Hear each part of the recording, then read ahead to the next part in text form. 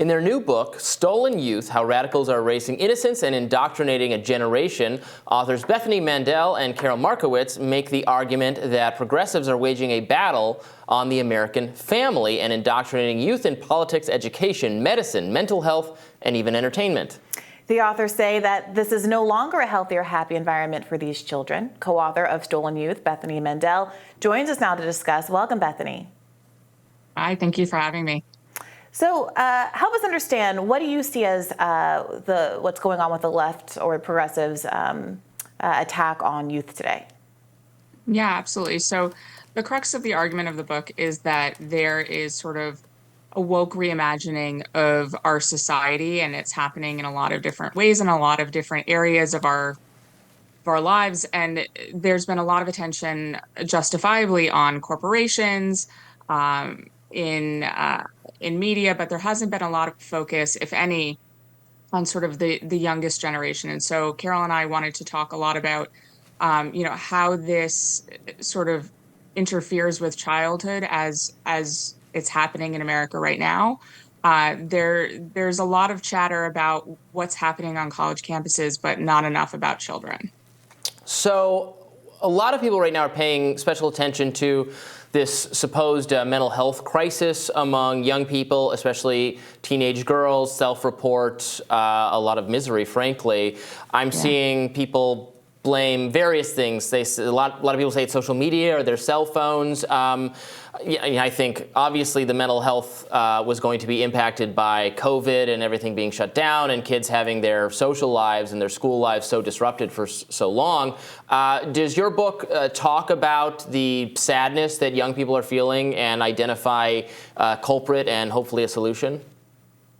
It does. So, I mean, there isn't an easy answer. And I think that the reason why, especially young girls, are feeling as distraught as they are is multifaceted. And a lot of what you hit is behind their sort of ever-growing misery. But there's another sort of aspect that I think hasn't been talked about enough, and something that we hit on a lot in our book.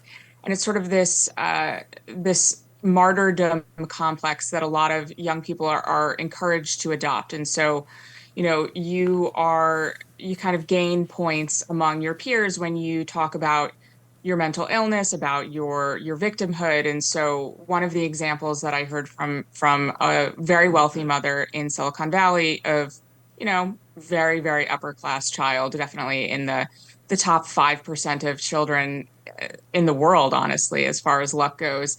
And she said that she felt like she had to be a victim in some way in order to gain credibility among her peers. And so she sort of adopted a mental health condition that she didn't necessarily have. And a lot of that was egged on by TikTok.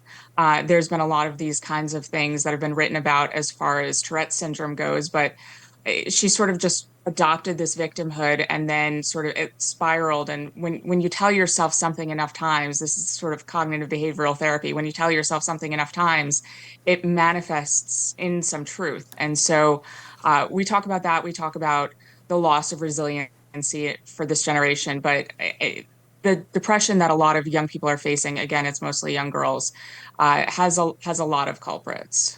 How do you negotiate this idea of an outsized victim culture and people claiming mental health issues that don't really exist with a book and a discourse that's talking about the mental health issues that people do suffer and kind of framing kids as in a crisis? I mean, there's a kid on a milk carton on your book in a way that obviously points to the fact that there's something real there in your view. How do you disaggregate what might be characterized as a mental health crisis caused by a focus on mental health crises, and the idea that we should be perhaps less attentive to the idea that people who say they have mental health crises are in fact experiencing mental health crises?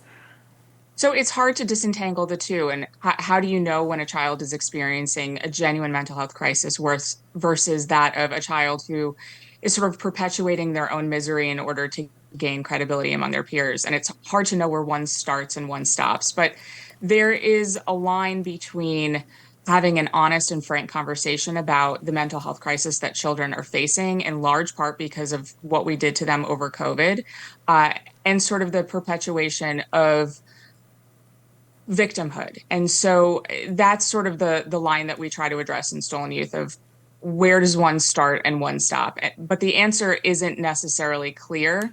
But what we address as sort of the way forward is to not idolize and to not sort of amplify mental health crises as something that gains you credibility points. It's something that is not good, that requires sort of treatment and conversation instead of sort of social cred. Yeah, I think that that's definitely true, and it's a phenomenon that I have observed, that I've discussed with people in my life who are educators and mental health professionals. I definitely never deny the reality that there's a certain kind of cultural cachet that's emerged of kind of hierarchies of oppression, let's say. Yeah. But I've also seen a lot of people across the political spectrum express frustration with that.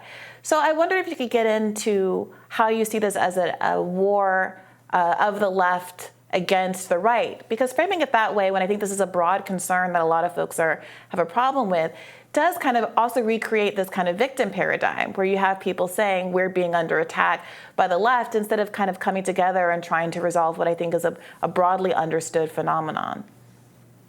And so in this circumstance, there's a lot of things that are sort of a right versus left conversation, but this is not one of them. And I agree with you. I think that there are a lot of people for whom this argument resonates, and it's not just right-left issue. We hope that, parents of all political stripes will pick up the book.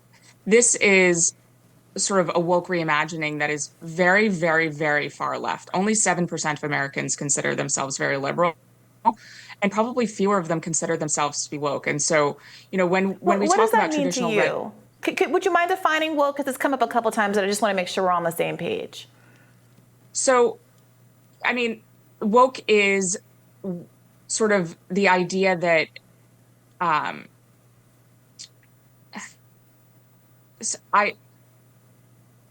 this is going to be one of those moments that goes viral. I mean, woke is something that's very hard to define, and we've spent an entire chapter defining it. It is sort of the understanding that we need to totally reimagine and redo society in order to create hierarchies of oppression. It's hard to explain in a 15-second soundbite. Yeah, look, your time. I mean, it's one of those things that everybody is weighing in, inveighing against wokeness. We do some of it on this show as well. It's definitely something you know what it is when you see it, but is it wrong? Yeah. It is. Will you define wokeness then? I would say it's the tendency to punish people formally or often informally for expressing ideas using language specifically that is very new, that no one would have objected to like 5 seconds ago. So it's easier to come up with examples like, punishing people for using the wrong pronouns or identifying structures of that kind. I would say it's the system of doing actual censorship. Let's take that example. Bethany, you're talking about small children. So is the argument in your book that a 5-year-old is coming home from school not using someone's pronouns and getting castigated by their teachers or family for not being sufficiently woke, or is there some other kind of phenomenon that you're pointing to more specifically that's affecting young kids in your book? So with the example of a 5-year-old, one example that one of my friends just posited on Twitter, her 5-year-old came home and said, I like girls. And so that means different things to different people. For an adult, and sort of what the adults were sort of telling that child and what they understood they were sort of framing for that child was that it's okay to be gay or straight, and more of a sexuality question. Whereas for children, it's more, I like girls and I like boys. And the way that this is sort of targeting children comes up a lot in children's literature and children's movies. And so there's a lot of sort of hypersexualization of the content that's being fed to children that isn't necessarily age appropriate. And I would argue probably 95% of parents would argue that they don't want their children at a drag queen story hour or reading a book about sort of one book was How Mamas Love Their Babies, and it was about how sex workers are wonderful parents, and sort of tries to foster acceptance for all different, jobs or professions. But for children, that's not an appropriate message to hear, that there are women who are dancing for money and that's how they support their families. And so this is sort of the forced conformity that a lot of people on the left, sort of on the woke side, are sort of forcing on parents and children to say, this is acceptable content. And if you do not think that this is acceptable content, you are therefore a bigot. So Bethany, I saw that tweet that you mentioned. It was someone who said, I was recently at my friend's son's 8th birthday party. I was chatting with one of the moms, and she said that her 5-year-old daughter came home from school and said she likes girls, and that her teacher said that's okay. So the response seems to have been that's okay, without more editorializing about whether it's sexual or not. Although you quote tweeted it saying, talking about sexuality with young children weird again, make that weird again. Yeah. Without more, it does seem like that's just that's fine and let it go, and we'll see if she grows up and is actually lesbian or she just likes hanging out with her friend Crystal. So what would you prefer a parent do? What do we think is the appropriate course of action there to tell a kid it's not okay to like girls? No, so the rest of that tweet said, the mother was complaining that this is kind of constant messaging that's happening at the school. And this is something that a lot of parents are feeling very frustrated about, that it feels like a death from a thousand cuts. It's just constant messaging about sexuality. There are children for whom they have 2 moms and 2 dads, single parent households led by mothers, single parent households led by fathers. That is an appropriate conversation to have with a child, that adults have different sexuality and all of that is okay. And it is okay because it happens. This is life. But there's a difference, and this is the line that we were trying to draw between having adults have conversation about their own sexuality and assigning a sexuality for a child. And this is where we draw the line, where we say, don't sexualize children because they do not yet have a sexual identity. Yeah, just in this example, it doesn't seem, from that person's tweet thread, it doesn't seem like there was especially more. And I think that that's part of the concern. I would agree that there's a lot of messaging in school that I, as a leftist, don't agree with, that I find to be quite conservative. But I think there's an interesting question to be had about what role it is for parents in their home to offer correctives, and whether or not we're actually advocating in school for people to be told, no, it actually isn't okay when these kinds of issues arise, because to your point, some people, the world is what it is, and people are gay, and people do have gay parents in schools, and people do have single parents in schools, and all those kinds of things. But I really appreciate your generosity in talking about this tough subject with us today. Thank you so much. We'll have more Rising for you right after this.